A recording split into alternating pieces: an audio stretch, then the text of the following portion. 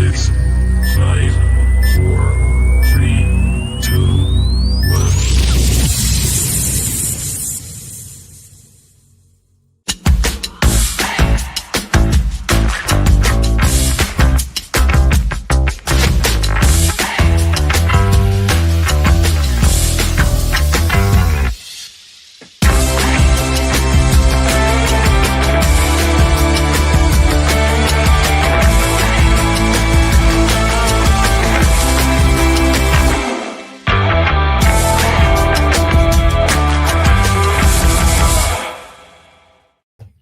Good evening, everyone. Welcome back to Through Black and White Eyes. As you can see, I'm a little bit red.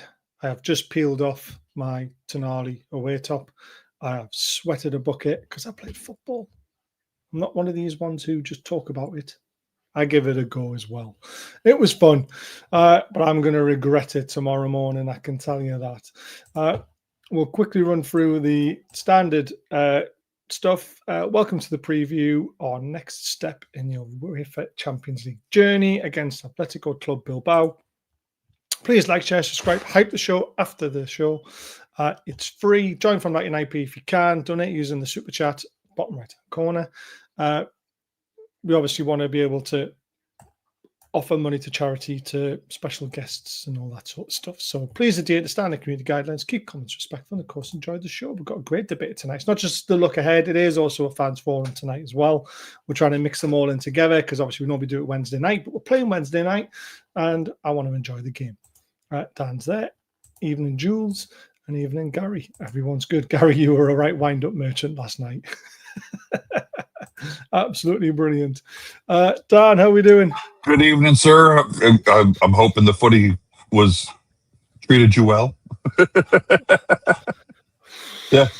You looking a bit peaked, mate. Just a tad. Thought I was going to back out twice. I haven't had a chance to watch the Oil Brothers for last night yet. I will. I'm excited to see what you guys came up with. Interesting stuff coming out of the club today, so lots to talk about. I'm all for it. Let's do it. Hell of a lot to talk about. We've got two of the motley crew that we normally have. Sparky, award-winning. Evening, live and direct. Aye. Evening, guys. I hope you're all well. The multi-award-winning Sparky buddy. Yes, you better believe it for us. You better believe it. No, but nowadays we're doing it for Newcastle. You know what I mean? Newcastle's like it deserves the recognition, so that's what it's all about. And how we're looking. I was just seeing the pound signs in his eyes when he was talking. Oh, honestly, guys, I've just, to be totally honest, Baz, I'm a little bit red and flustered myself. I've just literally made it through the door and got logged in, ready for the show, lads. As Superfan Dan was saying, there's been breaking news from the club this afternoon. So I've actually met Peter Silverstone before, so it's after maybe this new era is it's in full swing. Top, It's going to be an interesting one. Yeah, it is. Let's bring the man who's probably feeling a bit flustered because he's probably been in the red light district before he got back home. It's Charles. All right. Evening, Charles. Baz, Dan, Foggy. All right. evening. That's never that Charles. It's never going to get old. By the way, you do realize that, don't you? It's never going to get old. I can crack that joke all the time. I love it. We've got a newbie. Yes. Oh. Let's welcome him in. It's Bronson. How are we doing? Not too bad, guys. How are you guys? Good evening, sir. Evening. Nice to meet you, mate. You're right. All right. How do you do? Not too bad. Not too bad. It's got that Cockney accent. There's another one to take the piss out of. Well, I'm not actually from London, so. All right. I'm not actually from London, but you know. South, you are right. I'm just going to go down the road and do some chimney sweeping, governor. We're off to a flyer. I love it. Right, we are going to talk about the game first, and then we're going to do the fans forum bit sort of second. So obviously we'll talk about the Peter Silverstone thing. We'll talk about what we think. Which game do you want to talk about? The one tomorrow night? We don't want to talk about the one on Sunday anymore. Yeah, we don't want to speak about that one. No, Nah. we're definitely doing I want the tomorrow bed, lads. night. The Green Kid Curse. Yeah. All sick. No, you haven't spelled it right. You put a T in and it's an N. But good effort. Good effort. Right, here we go. Bilbao fans are in full voice already. Yeah. James's part, which is fantastic. I mean, it's not the first time they've been over here. They were over here for pre-seasons as well. So they know what Newcastle's like. Have you had many, Sparky, been in touch? To be totally honest, I've just been doing back office work and stuff like that, actually building programs. So like I've just actually took a little bit of time off actually hosting, but I'm going to be up there in the city tomorrow doing pre-match entertainment, getting the Geordie boys rolled up, and yeah, just obviously soaking up the atmosphere for pre-match and that. Got the Essex Mark coming up, so looking forward to that one. Multi-award winning time off. Yes, multi-award winning time off. Yes, that's never going to get old either. No. But I love this. I love fans coming over and making like an event of it. Yeah. I mean, even for these guys, Champions League football isn't always a given for Bilbao. For Atletico, it is, but for Bilbao themselves, they don't get it in the Champions League as much. But they are obviously normally Europa League or Europa How many are they Conference. bringing over, Beth? Do we know? I don't know, but they normally sell out. I mean, they sold out last season at Old Trafford. And they made a lot of noise, according to my Mank friend, who told me. What was the score when they played Man U? They got dicked 4-1, I think it was. Oh, bloody hell. So and again, a bit of confidence. And a couple of their players were injured, I've seen. So Yeah, they are. well, they're met like their sort of main players, which is good. Yeah. Jules did the stadium tour. Imagine if Good on he you. had led it. He might have been. He could have led it. Could you imagine? Who did you have, Jules? Did you have Kieran and I'm trying to remember the other lad who I had on my tour. They were good lads. Good lads. I mean, the tours are pretty. I need to do it again because I did it a while ago and it's all changed now, hasn't it? Yeah. Evening, Blade. Yeah, we've got a trophy in the cabinet now. There's that. Or have we? Because that's doing the rounds bloody everywhere as well. Everywhere other than St James's Park. Everywhere but St James's Park, yeah. It's just literally, if you want to see the cup, you've got to go and find out where the cup's on tour. Let's talk about the press conference first of all. So obviously Eddie Howe said it's an important game. I mean, this is really an important game because if we win tomorrow night, it takes us to 9 points. And that almost guarantee, I think it could guarantee us a 24 spot, which means we'd be into the last 16 of the 16. So did you know how it all works? Top 8, you qualify automatically.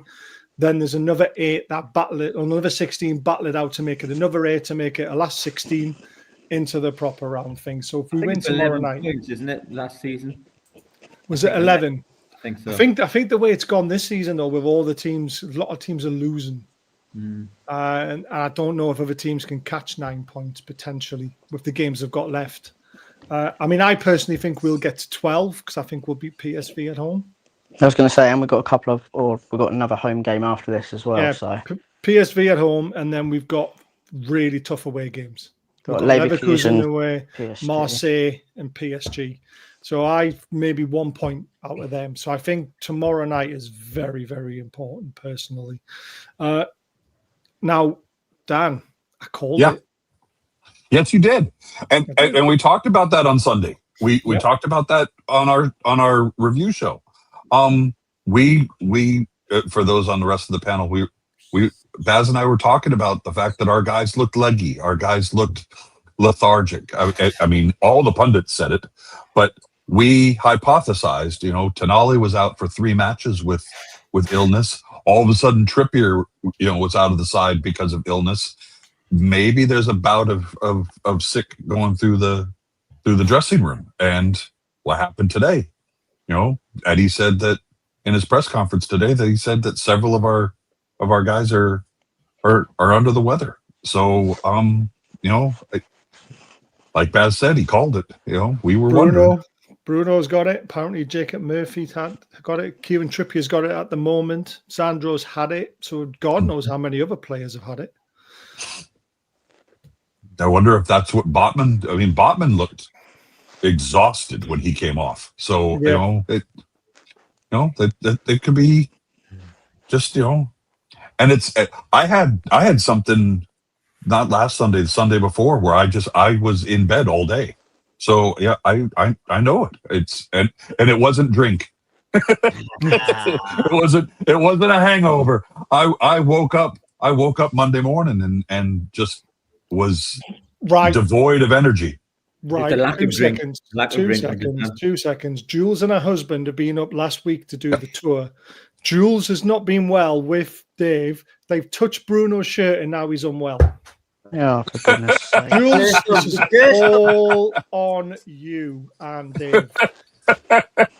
You are now getting the blame for spreading your snot all around St. James's Park and in the dressing rooms. Yeah, there is a nasty flu going around. I mean, a flu, corona, whatever. But there's a nasty thing going around Northern Europe for sure. Yep. A lot of people are ill. I'm disappointed. Bloody cut, Jules. It's your fault. You're getting the blame for that now. You're getting the blame for that. Historically, according to Eddie Howe, we do pretty well after a bad performance. He's right. Oh, Jesus Christ, that was quick. It's 1-1 now between PSG and Bayern Munich. I think we'll bounce back tomorrow night. I really do. But it's consistency is the problem, isn't it, Sparky? We don't seem to be able to put a run of games. Even though we've won with 5 out of 6, it then ends with a really poor performance. And again, like we say, it could have been because we were leggy and a bit about with illness. But the whole season away from home has been terrible. Yeah, I mean, to be totally honest, I mean, it's not just that. I mean, I didn't think we've been able to get the gears in to go, like, in the Premier League. I mean, when it comes into the cups and that, it's mad. We're just, like, transform into this, like, team, like, I think tomorrow night is, like, as you were saying, it's going to be a very, very important game. We definitely need them 3 points at home as well. So, I mean, to be fair, I like the away form, that dodgy green kit. Dodgy green, we never win when we wear it, do we? Oh, like, you know this, but I'm sure it was the same like a couple of seasons ago as well when we had it as well. Just honestly, but we'll go again tomorrow. So, like, to be totally honest, I've been so busy, I haven't actually had a chance to look at the news a day or nothing like that. I was actually meant to be catching up, but then I've jumped straight on the show. But like for me, it'll just be standard procedure. Jolly boys make the noise, like Eddie Howe, straight out from the blocks. And it's Champions League, baby. Oh, I'm just waiting for a beat in the background. Jolly boys taking a piss. And to be totally honest, I'm making the noise with the Red Bull, so I might even start talking a little bit faster soon. Is that even possible? You'll be breaking the sound barrier. An award-winning Red Bull. No award-winning sound barrier. Well, I'm just looking at the hotels. There's some pretty nice hotels in Budapest. Listen, if we win it, we're qualified automatically for the Champions League. Isn't that right? We don't need to be in the top 5. That is very true. That is very true. Let's not get ahead of ourselves, Jules. I'm a believer. Let's go. I'm a believer. I wouldn't leave her if I tried. I've just wanted the green kit. Definitely the green kit. I mean, I played in the green kit tonight as well and got beat. So I'm blaming the green kit. So there you go. Right. Eddie said Voltemeda looked leggy at halftime, so he took him off. He says because he's put so much emphasis on him being the focal point of our strike force, and he literally is our only option in my eyes. He's got to be careful with him. And when he came off at halftime, he looked at him. He thought, there's other days. There's going to be better days for him. Let's not risk him, because we risk him, we lose him for winnable games in the future. So he acted and took him off. Do you agree with that, Brosnan, or not? How do you pronounce it? It is Brosnan, isn't it? Brosnan. Brosnan, yeah. It is, yeah. Because I was actually at the game on Sunday. So I was actually at the game. I thought don't know. I think obviously he's been playing quite a lot, and obviously he's been getting subbed up and stuff like that. So like for a Schuler and stuff like that, I don't know. I don't really know what to make of it because like it's not like we have it. Well, he is really our only striker, but also like Gordon can play up there, or Schuler Oh, obviously no, he can play can't. up there. Let's not talk about Gordon up front ever again. I don't think he's too bad. If he gets support, I don't think he's too bad. But like Eddie Howe said, he's obviously got to save him for sort of most important games, or I think you just got to be careful because if you injure him and he's out for months, yeah, you injure him, then we're buggered. And obviously Wissa's only now coming back, so when he is fit, you can't sort of chuck him straight in the deep end either. You sort of got to build up his minutes. Exactly. So yeah. Oh God, yeah, forget about that one. We've done that one.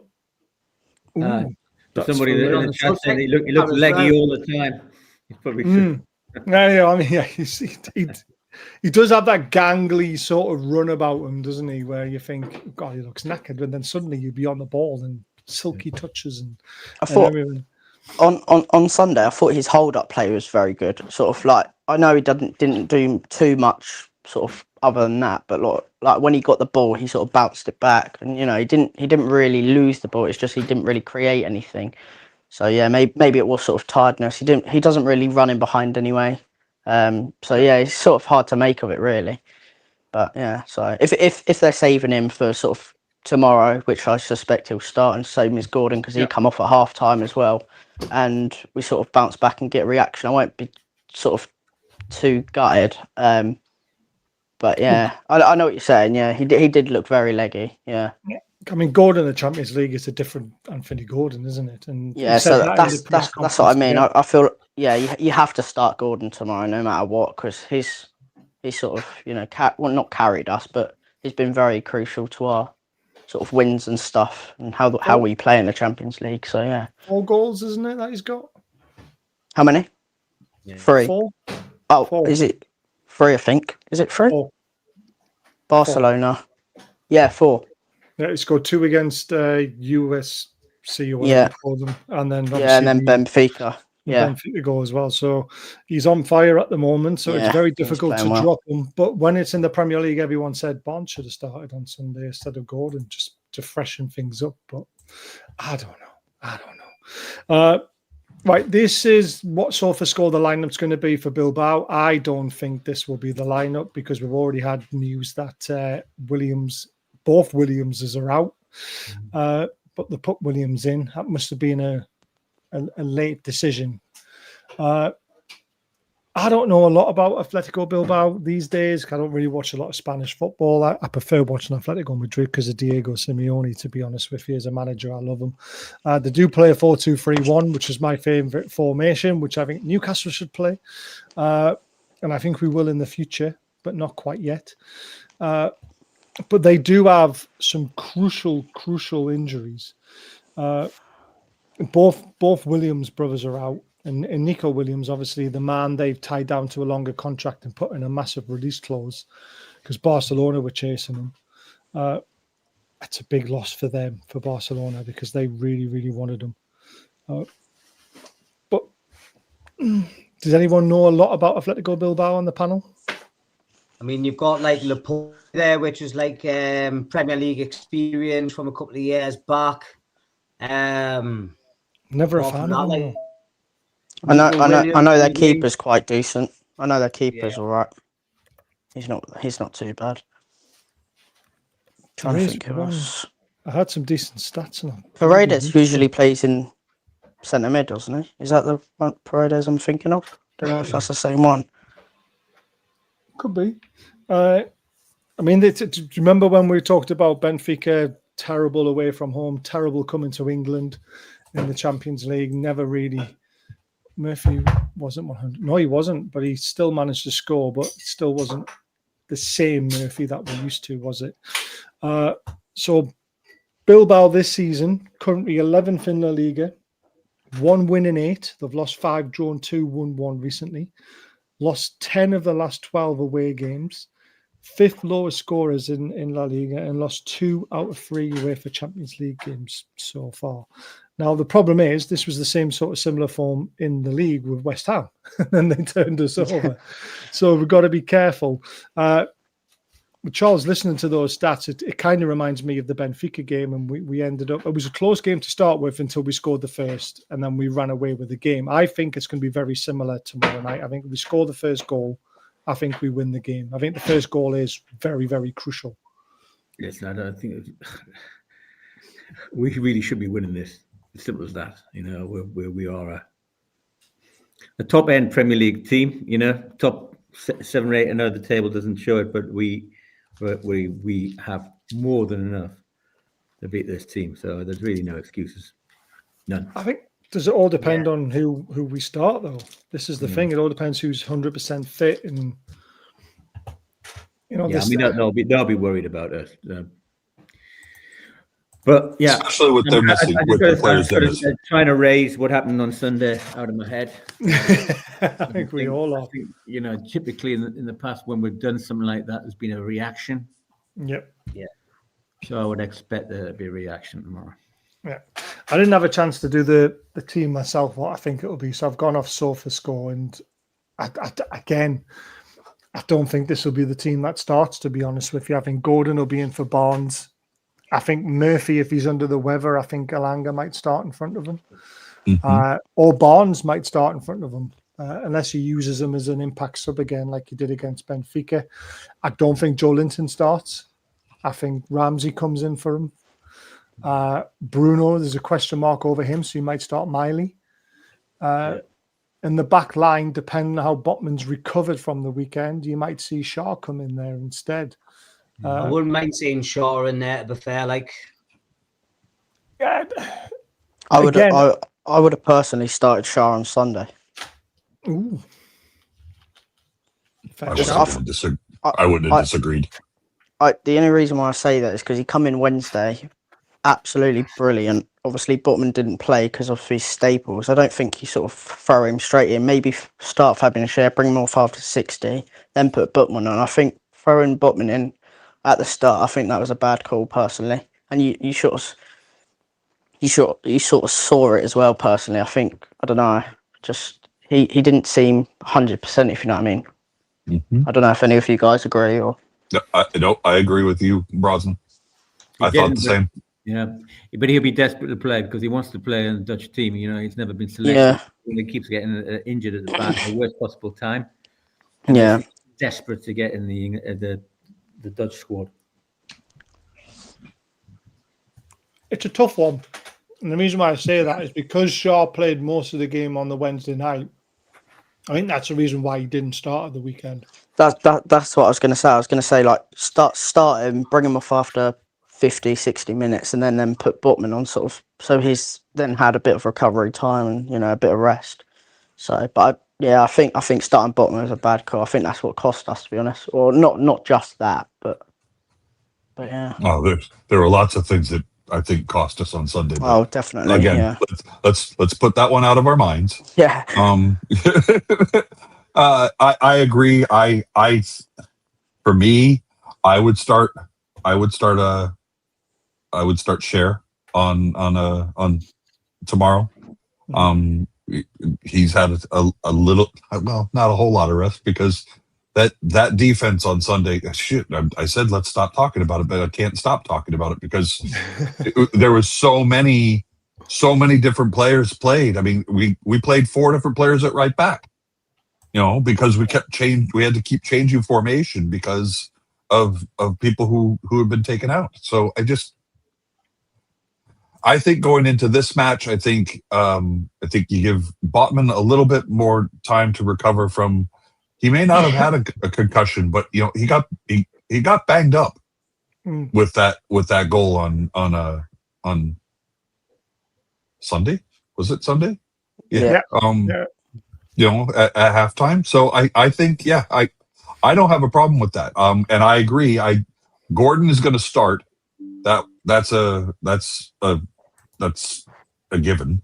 Well, and I think Ramsey starts in place of Joe Linton. Yep.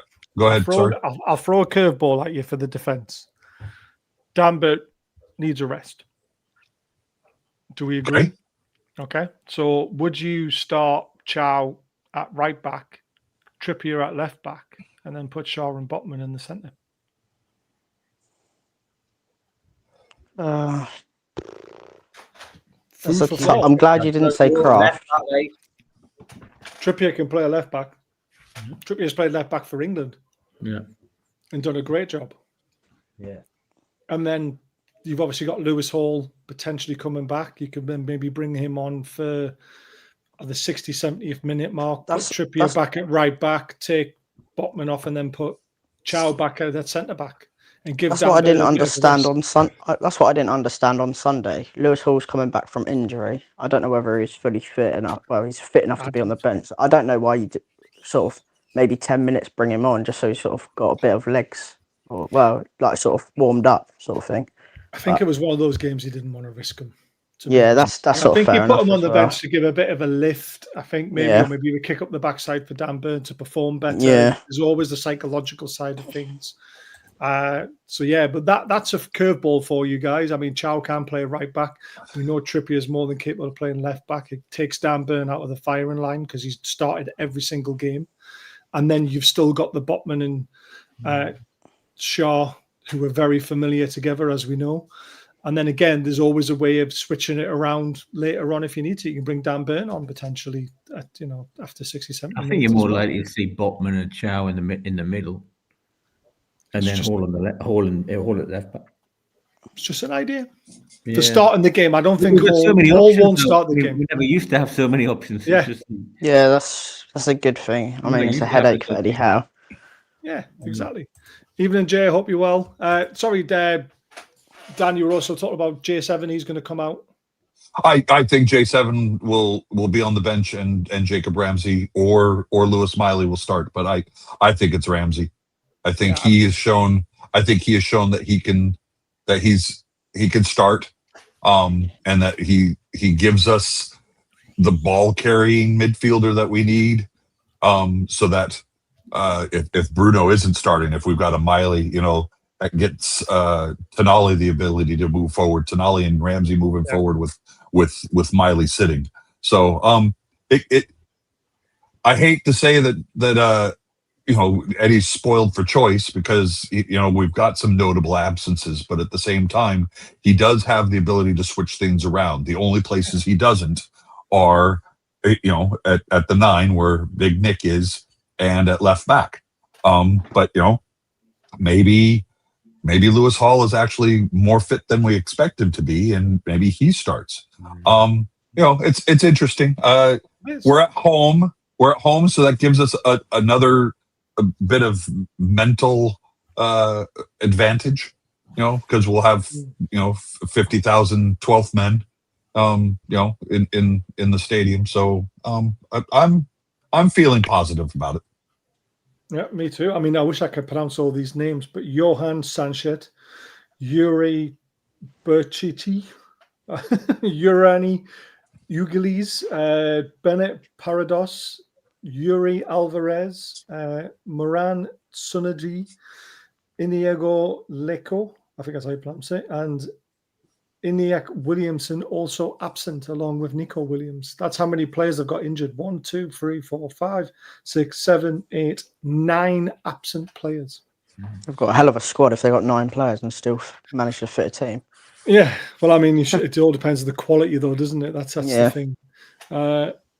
Definitely, mate. So I mean, sorry, mate. Go on, Sparky. No, so I'm just looking at this team like for tomorrow night. Like obviously Athletic Bilbao currently sitting 26th in the Champions League at the minute. They've been conceding goals left, right, and centre. I think we're going to go out and battle them tomorrow night. Full energy, full impact. Eddie Howe's mags straight off from the off. And with the lineup, I think, like with Gordon, he turns it on in the Champions League. It's that decision at the back, though, isn't it? With the Botman and Chow. Do you go Botman and Chow? Is Botman fit enough again? Like when he was coming off on Sunday. And now we're not talking about Sunday, but we've talked about it a lot. Still seeing a big gash on the back of his head. So Like, Yeah. I don't even know if he was fit. You know what I mean? Yeah, no, I this is why it's all food for thought, and I honestly want to see in the Champions League because you get more space, and you can exploit teams a lot more. I would rather see Murphy come out because he didn't look right on Sunday. Give him a bit of a rest and play Alanga or Barnes, but I'd rather play Barnes because of the Voltemada option, because of the way he brings the wingers into play more than what Isak used to. I think Barnes gets in that right-hand side channel, inside right forward, with Voltemada flicking it on or finding his runs. Barnes is dangerous. We saw him score 2 goals against Benfica. I thought it was Doing hell of a performance against Benfica, even though he's on for a very short amount of time. Exactly. Their keeper is very good. You know, he's a regular for Spain. You know, he's got almost 60 caps for Spain. Yeah. He's a very decent keeper. Yeah. But you've got to beat the best that's in front of you, don't you? I think we'll get chances though. He won't save everything. Yeah, exactly. This is the thing. It all depends on how inspired he is and how poor our finishing is. I hope he doesn't save anything anyway. Right.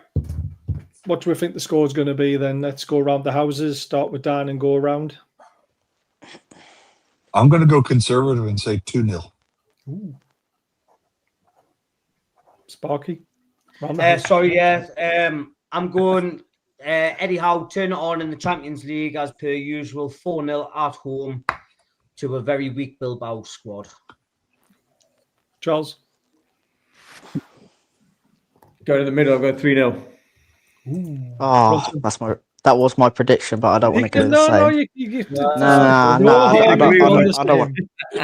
No, you can stick with it. If that's what your gut's telling you, mate, all right. I'll go 3-0 then as well. That's 2 for 3-0. What about you, Baz? I'm the same. I'm 3-0. Okay. Ooh. I think it'll be comfortable. I think we'll get 1 goal. I think 4-2. I don't think my heart can take a 4-2. Cool, bloody hell, yeah, that'll be tight.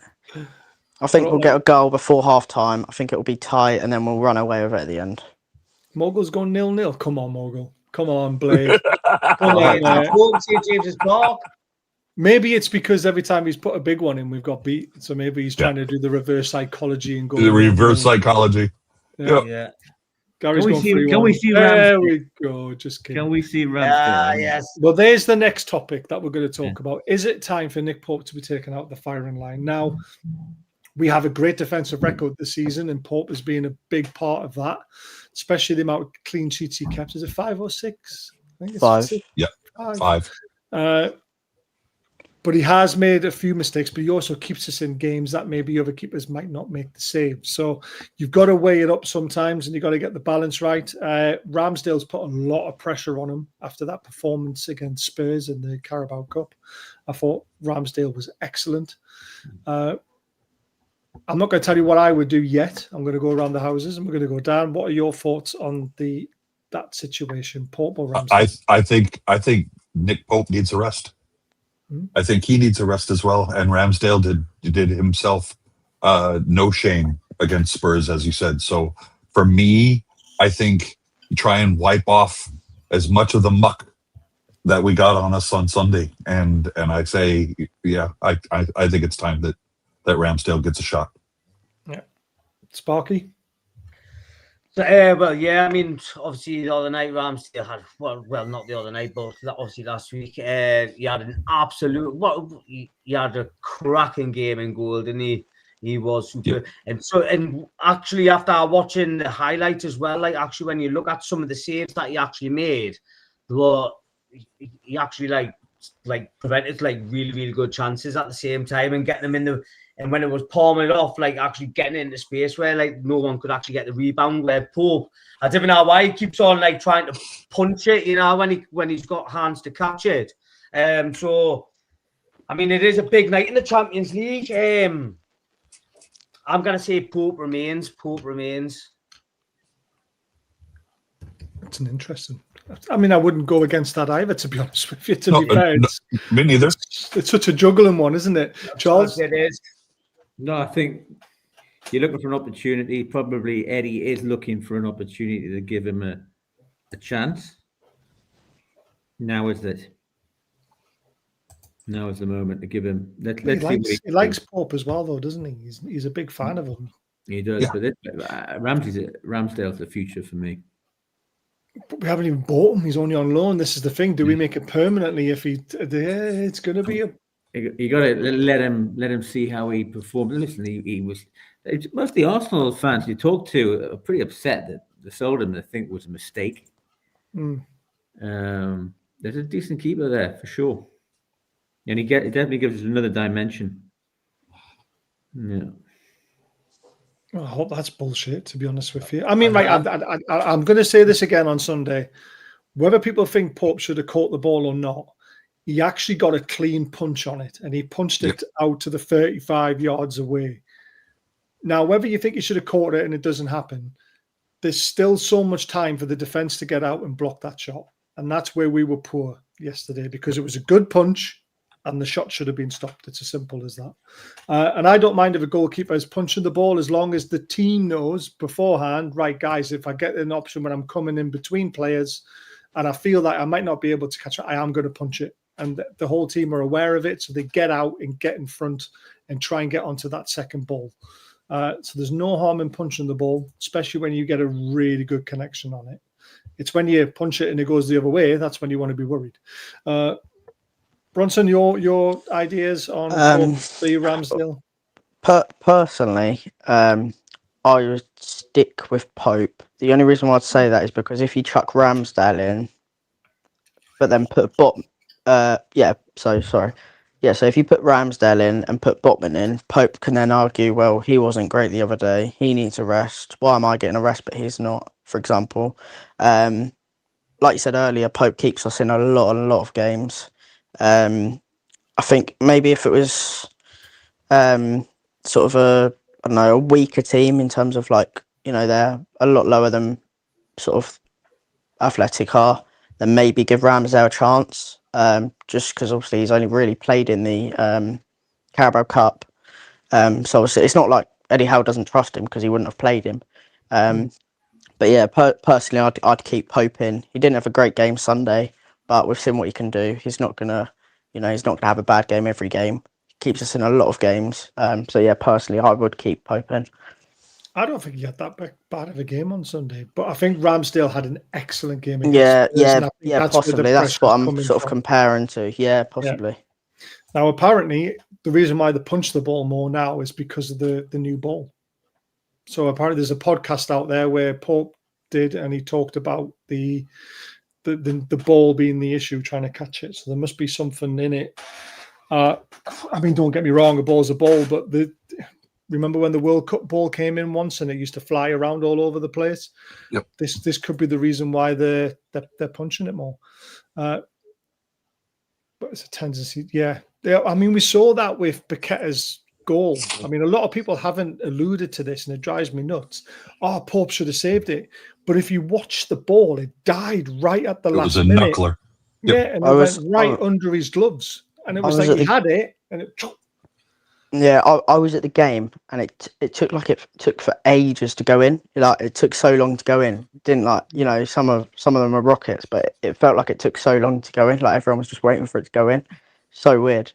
But it was the way it dropped at the last minute. Yeah, he got a hand to it as well, didn't he? Pope. It was like, well, he had both hands. Or there, on it. Yeah. The ball dropped underneath his gloves, which it made it look like he dived over the ball, and it made it worse than what it was. But it was just the way, like I said, a knuckleball, like a slower ball in cricket as well, where the batsman ducks and then he makes himself look stupid because it's hit him in the ankle. So yeah, it was just the way it dropped down. The Force Casters, decent few good pods on it. There we go. So everyone go and try and find that if you want to listen to Nick Pope talk about the ball. It's Ben Foster's pod. Yep. There we go. Ben Foster's a good lad. Watched that already. Here's one for you, so to see what you guys think of this. Many have noticed a change in the order of songs pre-match at St James's Park in the last couple of weeks. The club have told us the decision to swap Local Hero, Blade and Races before kick-off was done primarily at the request of the players and the coaching staff. We want to hear the fans singing right at kick-off, which is not possible with Local Hero, but is with the Blade and Races. So whilst honouring the tradition of those two songs, the club have swapped them round so the local hero plays before the team emerges and the blade and races before kickoff. It's Oh. up to us to live up to live up to that request and belt out blade and races and also carry it into the game. Massive game tomorrow night. Bring your scarf, get it twirling, get behind the lads in Howay and Newcastle. So I don't mind that. I mean, I love the blade and races. It's one of my favourite songs. I think it's disappeared out of the ground in the most recent years. There's not a lot of it. It hardly ever gets sung anymore. And when I was a kid going to the games almost every week, blade and races was sung loads of times through a game. So I don't understand why it's died off. Maybe it's because we prefer singing tequila for Asula. Malik, ciao. Yeah. Oh, Diaz off. Is that because he's sent off or he's gone off injured? Not a red for me. Oh, it was a red card. The 2-0 up and Diaz has got himself sent off against PSG. So there we go. That was sent by Jules. Thanks, Jules, who's in the chat from War Flags. So that's the reason why it's happened. What do you guys make of that? I'll go around the houses again. We'll start with Dan. I don't have a problem with that. I've the last several times I've been in St. James's Park, I've wondered. I mean, it's been kind of tradition that they come out to local hero, but at the same time, if the players are saying they want to hear the roar of the crowd, I mean, because the crowd doesn't, when local hero finishes, that's when you hear the roar. What the players are saying is we want to hear the fans singing when we walk out. Well, fair play to us then. I say go for it. I don't have a problem with that. Yeah, snap, Sparky. I mean, not just to drop it in there, but it does actually, like, by reversing it over and keeping that chant going, it actually uplifts like the crowd experience overall. So like I'll for like keeping them decibels like through the roof, like. Mm-hmm. I agree with it, Charles. Well, are people really singing the blade races? Is that really happening? We always do. When it's there, we always sing it. It just never gets sung anymore. No one ever starts to chant off. I'm trying to think. I mean, don't they come out the second half to blade and races? They do, yeah. But that's why they're switching things around a little bit. Yeah. I don't know. I think maybe they need to look at another more uplifting song. Oh, there's nothing more lifting than the blade and races. We've got to get Sam Fender writing. Maybe, yeah. Maybe we'll get Dire Straits back in. Bronson, we need our own, like, I'm not against this. To be fair, I'm not against it. If the players want that song on and they want to come out and hear people cheer, sing. I think, give it to them. Give what they want. They'll then sort of take that onto the pitch, hopefully. Yeah, we used to roll at the end of Local Hero. And we do. Yeah, and we do. The thing for me, go on. Can you remember what's happening to Carl Orff? I call him Benura. Do you know the ha ho ha ha? That seems to like disappear out the ground completely as well. Which one? Yeah, the Gillette. The Old Spice commercial. I was just trying to get him to do that whole thing again. Old Spice. Yeah. Oh, you mean the from what? Da da da da. Yeah. Look,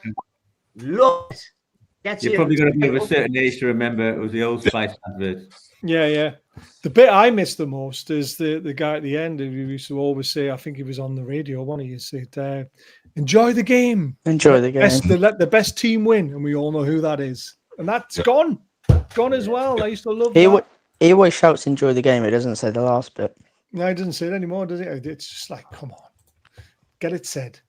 But yeah, I mean, if the players and the manager want us to do it, if the players and manager want us to do this, we should listen, and it obviously gets them going. It gets the juices flowing, so we should do it. Fair play. I don't see why not. Maybe that Jimmy Nails song is that's quite a crocodile shoes. No. They want to sort of building it again and all that. I think that's quite Big City. Quite a poignant, Big City. Yeah. It's quite a poignant song, actually. I think that could work. So the group of us that were together at the pub on last Wednesday for the Carabao Cup game, they flashed, Sting and Shearer were up in Shearer's box together, and one of the Spurs fans says, "Why is Sting there?" They're brilliant, aren't they? We had to say because he's from Newcastle. He's from Wall's End. We were actually hoping that the Geordie Music got together and actually bought the club before the Saudis did. That was the thing that we always thought. Big River. Yeah, no, it's got me blaming racist. I'm sorry. Big River. That's what I meant. Not Big River. City. Big River. Yeah, Big River. Apologies. Right. Here's another poll that I did. I like doing polls these days because I ask good questions. I think. Is it time for Eddie Howe and the board to start cashing in on aging stars and reinvest in younger, hungry players, ones that Howe can mould and coach into better players? So I'm talking about from the ages of 28 upwards. We've got to stop offering contracts just because we're being nice. So they're like, I love Dan Burn, but is it time to, pastures new? Shaw, pastures new. The Cells will definitely be going. Is it time that we start looking abroad and targeting ages between 21 and 24 and then investing into the amazing players that are out there and finally getting a team and a squad that can compete to finish in top 4 every season? 65% said yes, 17% said no, and 18% said maybe. Now, I know sometimes you've got to get the right balance. It is nice to have some older players and leadership around. So it is a tough one, but it's gone stale for me. My argument to that, Baz, is define cash in, because quite frankly, I don't think you'll get a lot. Yeah. Where are we getting the money from? Well, I just don't think we'll. I think you get a decent fee for him. I think we should sell Willock. I think we'll get a decent fee. Yeah, I think Willock will be gone. Then you free up the wages from Dan Burn and Shaw. But then you've got to and Lascelles, but then you've got to buy at least one more centre back to then have free to be competing with each other. But there has to be a way. We've got to, and this is where and I would sell Nick Pope, get Ramsdale in, and then maybe find another younger keeper who's hungrier to push him. So I'm just thinking that it's time that Eddie Howe moves away from the comfort zone and tries to push this squad on. Is it in him? I think that's the big question that everyone's asking at the moment. Is he too friendly to the players he knows and doesn't want to? Is it too nostalgic? Yeah. And I think it's gone a little bit stale this season because the way the summer window went, it was, touch and go whether we're going to have a good window. And I just think next summer there has to be there has to be more of a refresh. But it's also got to be done in the first couple of weeks. Do you know what I mean? There's got to be a better plan in place. There's got to be targets, got to identify them, and they've got to land them. I feel like we always leave our transfer business to the literally last minute. Well, we didn't want to lose Isaac, did we? And Eddie Howe was adamant he wasn't going, and then we lost him on the last day, and that's how Baltimore was signed and things like that. So for me, you've got to be much more prepared going into next summer, because if we're not in the Champions League next summer, we need to act fast to get quality players in to fret the Premier League of being in the Champions League again the following year. So, I mean, we still might get Champions League this year. I'm not ruling it out, but it's not looking great, is it? So, Dan, first of all, go on, Charles. You go first. Sorry, I think our season's been buggered by Wisser. As simple as that. If he was, you can't just blame one injury though, Charles, because we bought him on the last day of the window as well. That's the true, thing. That's true, but so he missed the Villa game. He would have missed the Leeds game as well. Yeah. They were 2 games we could have potentially picked up 6 points. We're not conceding many. I mean, okay. If you look at that West Ham game, there was one right at the end when we were just throwing the whole kitchen sink. Oh, yeah, we're not conceding a lot, but we're not scoring a lot either. That's it. That's the problem. Our problem's up front. Well, it's not just up front, it's on the wings as well, because they're not chipping in. We go over there. Murphy's starting to sort of chip in a little bit. But what my issue is that if we had a brighter summer at the start of the window, there's a chance we would have beat Villa because we deserved to win that game. Our man was on strike. I mean, he absolutely screwed us over. That's Right. Exactly. Yeah. Beyond shocking. The Leeds game, we would have been better prepared and probably would have got more chances. No offense to Leeds, but I thought they were poor that night, but we were equally poor. So Yeah, we wasn't great at that game. I think we could be 9 points better off easily if we had an earlier summer than what we did. And that could have put us fourth. And even the Liverpool game didn't deserve to lose that.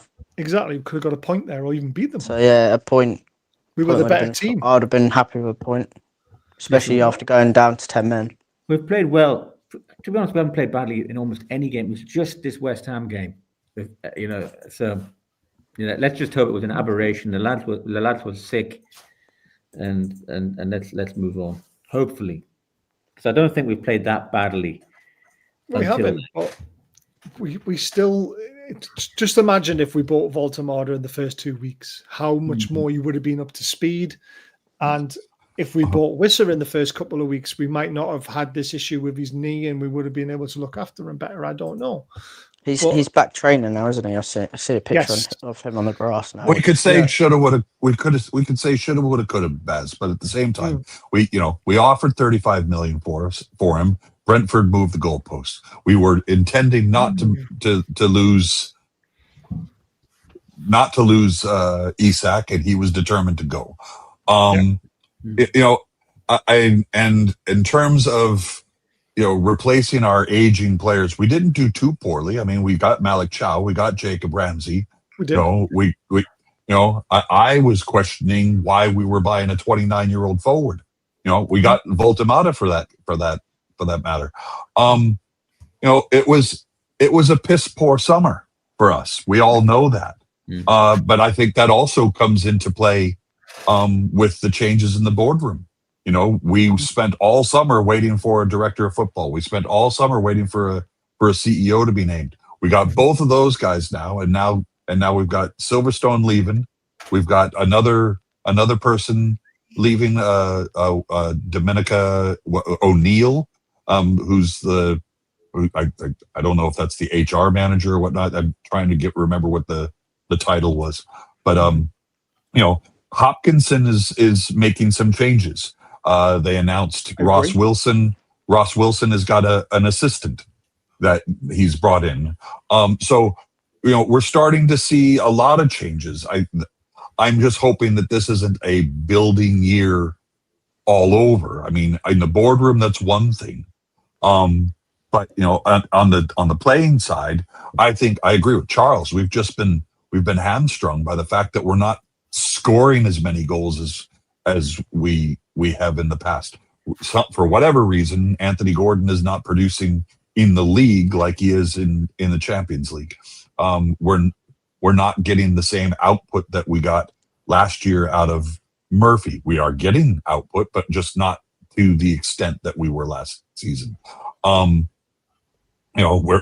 Bruno has come up with several goals this season. He's scored more in the first 10 games of this season than he did last year, right? So, I mean, my question, when you ask the question of cashing in on aging players in order to bring in younger, hungrier players, I question how much we'll get for the players that need to go out. If we were to sell a Nick Pope, we'd be lucky to maybe get 5. I mean, I reckon we'll be in the region of 50, 60, 70 million if we got rid of Willock, Pope, J7, and then obviously the money for the wages of Shaw and Dan Burn and Lascelles. So it's not a lot, but again, what you got to remember is we sold Isak for 130 million. So we still have a lot of money in the bank as well on top. So for the next 2.5 windows, we've got a lot of PSR cash to spend as well. And I think this is the time to do it. We've also got to think January's only around the corner. I don't like buying players in January. Nobody does. Nobody does. But if we need to. But the summer was inflated. The summer was inflated. In the Premier League, yes. But if you go abroad, you've got a better chance of picking up players. Yeah. Got Bruno. I was going to say I was going to say, there was also this insistence that that Eddie Howe likes tried and true Premier League players. Well, the ones that he got that weren't Premier League players are the ones that were turning into stars. Exactly. It's time for him to drop that personally and trust his scouts to find the gems that we need. That's a good question, that one, Baz. I know you love your stats. How many different players have scored for us after 10 games compared to last season? In the Premier League, we haven't had that many Premier League goal scorers, have we? We've had Bruno, Voltemada, we've had Murphy, and I'm struggling. Has Tonali scored one yet? No, I don't think he has. No. So last season, did Shaw not get one? No. Oh, was that No, that was in the cup. That was in the cup last Wednesday. But I bet you it's probably not much of a difference, and that is another problem. Shula got one against Liverpool. Yeah, Shula, You've got Gordon. Four. He hasn't had a goal or assist in last 19. Yeah. So he's not even in the picture. So. Everything you need to know. Yeah, I think did J7 get a goal? Or was that in the cup as well? I was in the cup. That was the FA. He got two in the cup. Yeah. Bradford, wasn't it? Yeah. So I reckon we've only had 4 Premier League scorers, which is terrible. Yep. And that is another issue. And do you remember when we used to have Shaw, the Cells, Kieran Clark, all love scoring? Who would all chip in. Yep. Now we've got Botman, Chow, and Dan Burn, who were all over 6 foot, and we can't win a header in the opposition box. Yeah. Chow will score goals. He does score goals. He's got a history of scoring goals. He will. But he hasn't yet. No, and that's the problem. And He's a hell of a centre back, though. He should have scored one, but I've not seen him have that many. Botman's a guy who has not ever been a good scorer, which is surprising. He should be scoring goals. I don't know how many he's ever got for us. The only goal I remember him scoring for us is against Liverpool, not last season before, when we lost 4-2 at their place. And he scored. He was one of the 8 scorers against Southampton or Sheffield and Southampton. Southampton. Sheffield United. Sheffield United. Yeah, Sheffield United. Yeah. 8-0 one. Yeah. They're the only 2 goals I can think of him scoring. They don't do it enough, and that. And to be fair, he has been injured quite a lot. So but that is also down to our new set piece coach, isn't it? Our new set piece coach was meant to come in. Set piece coach was meant to come in and change our fortunes when it came to that. I think it's improved, Brad. I think they look a little bit more threatening than they used to, certainly compared to last season. I get them. I just don't think they've got the IQ to do the right things in the box when they're attacking. There's so many times I see them trying to head the ball, trying to score from stupid angles when you think just keep it in the mixer and make them panic. It does my head in. It really does. I'll tell you what we've noticed. I've noticed. Sorry, they always aim for Dan post, like Dan Burn back post, header across, and then why do we always try and do that? Why do we always have to go longer to then go, to then hit it in? Our cleverest free kick was in the very first full season Eddie Howe took over, and that was the one against Brentford when we played the ball back to Trippier like 40 yards out when he whipped it right in for Bruno. The back post, and Bruno was at the back post because he snuck in. We haven't scored many indirect free kicks or direct free kicks. No, we haven't had any. No, not many. But how many times have we had free kicks that look like they're in a threatening position? I think maybe last season we were quite good from set pieces. I thought like not from corners we weren't though. No, corners, but terrible. From like free kicks, I thought we were quite good. Like Tonali would, I don't know. There was a time where, Tonali's passed it. I can't remember who to, and someone made a sort of overlapping run, and the defender went for him, and I think it was against Leicester when Jacob Murphy. I don't know if you guys remember, where he's come out to the edge of the box and Murphy just whipped it sort of right post. I thought that was quite clever, but we need to see more of that. We can't just keep relying on Burn to putting it back across goal. We need to sort of, everyone's going to work us out. They already have worked us out. That's the problem. Yeah. I had another argument with someone on Twitter, as I always do. He said, we've got Big Dan Burn, who should be a menace inside the box from throw-ins, but yet he's taken our throw-ins. So I said, well, yes, he would be a menace inside the box, but you also need someone who can throw the ball that far into the box. And it looks like Dan Burn in our team is the only person who can throw the ball into our Hall's the box. man, actually. You what? Sorry. Hall's quite good at throwing it along. Yeah, but Hall wasn't on the pitch at the I time. know he's injured. I know he's injured. But when he's back, Livramento has quite a good throw as well. And again, Is that not right? on the Yeah, pitch. also, yeah, exactly. This is where the argument comes from: is the players who were on the pitch at the time. Dan Burn was the one who could throw the ball the furthest, And the fact that he has 9 fingers and a broken hand as well is ridiculous. Exactly. And then his argument was, well, the ball's only 500 kilograms. Everyone should be able to throw it that far, but they can't. It's a special pretty mad. skill. It is pretty mad when you think about it. The whole Burn is the guy throwing it. Yeah, that makes zero sense. He can throw it further than most players. That's the thing. It's actually a niche being able to throw the ball at distance. Look at Howay the Lads. He made a living out of it. I think we should get Pope on throw-ins. Yeah, could you imagine him running up to take a throw at 35 yards out? I don't think he'll make it back to the goal. It's both hands over the head, gentlemen. Not like us. You know what I mean? There we go. Bring Pope up to take. I mean, Pope could get himself in the box to win the headers. To be fair, he's tall enough as well. But there you To be go. totally honest, he comes out for enough headers, so I wouldn't mind him getting him up in the corner. Yeah, but he never judges them very well, though, does he? Oh no, Not that one against Celtic. We should change the rules. We should change the rules so that the home keeper should be allowed to touch the ball in the opposition box, and then he can punch the ball into the net. He'd be our top goal scorer, I reckon. Tino's back on grass, which is great. Yep. That was shown on the Newcastle website thing or whatever it was. It's great. Yeah, it is absolutely great. And I thought snoods weren't allowed anymore. I thought they were outlawed back when Czech Tiote used to wear them. And only if you play for Nottingham Forest. Yeah, Forest banned them. Deutsch banned them, didn't he? That snoods and gloves, wasn't it? Yeah, snoods and gloves. And you had to wear shin pads or something like that.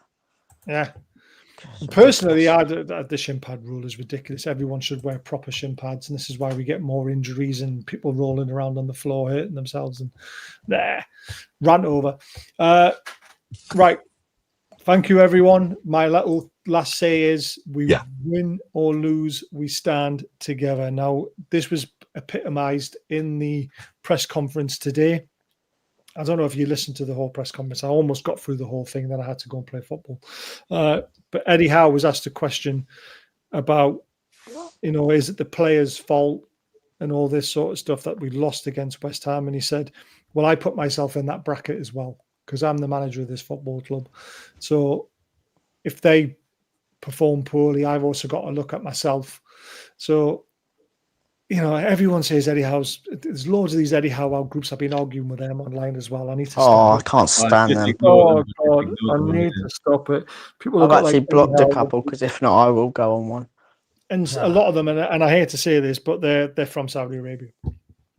And they just think because their owners own the football club that they're not even sure everybody else. There's a few idiots from Newcastle also saying the same thing, but only a handful. Well, there is, but the ones I've been arguing with. I know the Italians have got an expression, Baz. The mother of the idiot is always pregnant. I like that one. I like it. That's pretty. That one's good. But again, like I say, we win. We win together, we lose together. We've got to stick together. It's as simple as that. At the end of the day, it was a really shocking performance on Sunday. But these players, hopefully, an aberration. When they're 100%, it's a good thing. We've got when tomorrow's games to sort of quick turnaround, then sort of get over that Sunday performance. Where I think if we're then playing, next week against Brentford, if we don't have that game in midweek, we're sort of, all waiting a week for redemption and a good performance where we get to show what we can do during midweek. Do you know what I mean? We don't have to wait that long. So fingers crossed we get a good one. Could have been a good thing as well, though. More rest, more training time. I think the way games are coming thick and fast, and Eddie explained that very well in the press conference. He said there's a lot less time on the training pitch now. It's harder for the players who aren't involved in games. Easier for the players who are involved in games because they're just going into one game after another. So it can be a hindrance as well, but it's a good chance on tomorrow night in the Champions League again to show us what we're capable of. But it has to go into Sunday. can't just be done tomorrow night. We have to perform on Sunday as well. Otherwise, it's all for nothing in my eyes. Yes, thank you, Gary, and obviously to the panel. Bronson, thanks for coming on for your first No time. problem. Thanks for letting me on, guys. Charles has got a date with the Red Light District in the next 20 minutes. Sparky's going to bed with his 2 awards. My wife will have something to say about that, Baz. Well, I'm going to bed nursing my calves because they are crying right now at me. And Dan's staying up because he's on a different time zone. So yep, I'm going to go straight to bed. My shoulder is killing me. There you go. Go nurse your shoulder. We will be before we go, sorry. Obviously, we've got an international. No, not like that. We've got an international break coming up very, very soon as well. So these next couple of performances are absolutely crucial. Oh, they are. Yeah, on the flip side, I'm like Joe Linton's no longer called up the Brazil squad, so we've got more time to actually get rest and recharge, ready to kick off our campaign after the break. So yeah, I mean these next couple. What was it like next three games, and then that's it? It's on. Literally 2.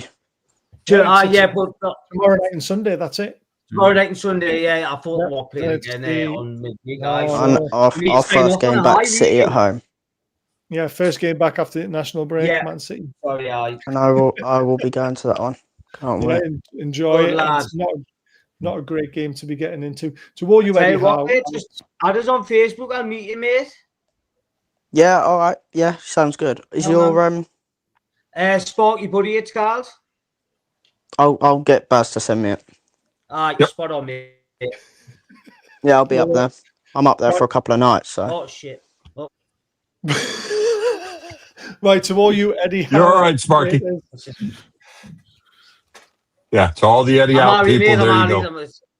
To all the Eddie out people, there you go. Oh, anyway, we'll be back Thursday night. We're going to do a review show. Friday night, we'll do a look ahead to Sunday, and then we'll be back on Sunday night to do the review show.